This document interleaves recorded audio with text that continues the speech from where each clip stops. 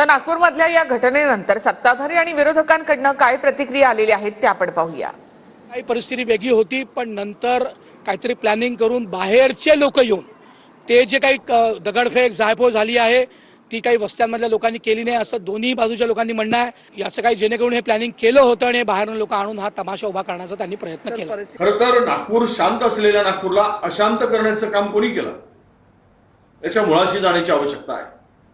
गेली 4 महिने सत्तेतील एक मंत्री बळबळ करत आहेत, 2 समाजामध्ये दरी निर्माण होईल, 2 धर्मात दरी निर्माण होईल अशा प्रकारचं वक्तव्य वारंवार केलं जात आहे।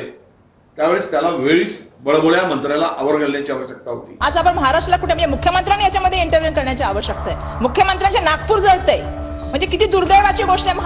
महाराष्ट्राच्या दृष्टिकोनातून तुम्ही विचार करा आणि ह्याला जबाबदार मुख्यमंत्री स्वतः आहेत असं माझं म्हणणं आहे, कारण मुख्यमंत्र्यांनी जबाबदारी घ्यावी लागेल। ते स्वतः होम मिनिस्टर पण आहेत। माननीय मुख्यमंत्री देवेंद्रजी फडणवीस यांनी त्वरित राजीनामा द्यायला हवा ही आमची मागणी। त्याचं कारण आहे की जे देवेंद्रजी फडणवीस हे राज्याचे तिसऱ्यांदा मुख्यमंत्री, तिसऱ्यांदा गृहमंत्री झालेत, त्यांना स्वतःच्या शहरातली जिल्ह्यातली एकूणच नाही का दंगल आटोक्यात आणता येत नाही। बाहेरून लोक आले आणि एवढ्या उशिरा जर ही घटना घडते आणि अशा पद्धतीनं जर घटना घडते तर याला निश्चितच त्याचं जे काही त्यांच्या जे एजन्सी आहेत यांच्या या एजन्सींचं किंवा त्या गृहमंत्रालयाचा अपयश आहे। सर्व जनतेशी मी भेटलेलो आहे, ज्या ज्या भागात कालची घटना झाली सर्वांचं हे मत आहे की थोडा प्री प्लॅन झाला आहे, प्री प्लॅनिंग करून हा प्रकार झाला असं जनतेचं म्हणणं आहे। गुप्तचर यंत्रणा झोपलेली का? जर नागपूरसारख्या गृहमंत्र्याच्या शहरात गुप्तचर यंत्रणा झोपलेली असेल, राजरोज एकमेकावर दगडफेक केला तर पोलीस झोपलेली होती का? याचाच अर्थ प्रशासनावर गृह मंत्रालयाचा कोणताही अंकुश राहिलेला नाही। आपलं जे गुप्तचर विभाग असतं त्या गुप्तचर विभागाने अशा वातावरणामध्ये सतर्क असणं। काही लोक जेव्हा सोशल मीडियामध्ये इशारे देत असतात, सोशल मीडियामध्ये एकमेकाला भडकवण्याचं काम करत असतात, तर सोशल मीडियावर जास्त लक्ष देण्याची सुद्धा अशा प्रसंगामध्ये आवश्यकता असते। बघा, हे सगळं जेव्हा होत असतं तेव्हा इंटेलिजन्स यंत्रणा, होम डिपार्टमेंट, मुख्यमंत्री कार्यालय कुठे होतं?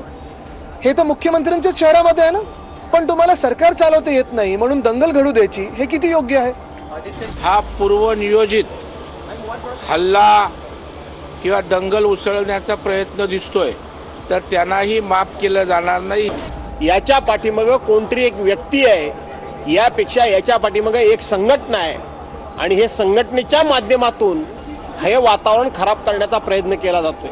आता नागपूरची दंगल भडकवण्यामागे कोण आहे, कोणत्या संघटना आहेत, काय त्यांना आवश्यकता होती आणि जाणीवपूर्वक महाराष्ट्राचं वातावरण खराब करणे हे प्रकार महाराष्ट्राला शोभणारे नाहीत। राष्ट्रीय स्वयंसेवक संघची विचारधारा अशी आहे किंवा भाजपची की छत्रपती शिवाजी महाराजांचं आणि संभाजीराजांचं महत्त्व कमी करायचं, ही त्यांची पहिल्यापासूनची विचारधारा आहे। त्याच्यामुळे आधी विलन संपवला की हिरो आपोआप संपतो, त्याच्यामुळे विलनवरती हल्ला करून महाराष्ट्राच्या हिरोना संपवायचं। संजय राऊत आता व्हिलनच्या भूमिकेत आहेत आणि त्याच्यामुळे स्वाभाविकपणे ते व्हिलनचीच काळजी घेणार। छत्रपती शिवाजी महाराज हे हिंदूंचे, देशाचे, हिंदुस्थानचे हिरो आहेत। संभाजीराजे आमचे आयडॉल आहेत आणि त्याच्यामुळे व्हिलन प्रवृत्ती ज्यांची आहे त्यांना व्हिलनच्या दृष्टिकोनातूनच दिसणार।